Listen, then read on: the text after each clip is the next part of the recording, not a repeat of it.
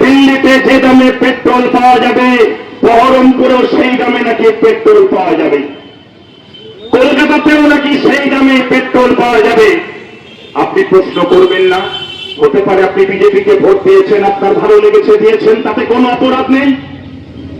কিন্তু শুভেন্দুবাবুকে প্রশ্ন করবেন না, ডবল ইঞ্জিনের সরকার তো বাংলায় হয়েছে, কিন্তু 4 তারিখের পরে 4 বার কেন পেট্রোল ডিজেলের দাম বেড়ে গেল? কেন আজকে বহরমপুর শহরের মানুষ রান্নার গ্যাসের জন্য হাপিত্তেশ করে ঘুরে বেড়াচ্ছে? এটাই কি ডবল ইঞ্জিনের সরকার? মনে করতে হবে আপনাদেরকে, সিপি ইরানি বলে একজন দিল্লিতে মন্ত্রী ছিলেন। মোদী ক্ষমতায় আসার আগে তিনি বড় সিলিন্ডার নিয়ে রাস্তায় বসতেন যে একবার মোদী ক্ষমতায় আসলে 450 টাকায় নাকি গ্যাসের সিলিন্ডার দেবে। দিল্লিতে মোদী সরকার হয়েছে, বাংলাতেও তার দলের সরকার হয়েছে। আজকে গ্যাসের দাম তো দূরের কথা, গ্যাস আজকে বাংলার সাধারণ মানুষ পাচ্ছে না।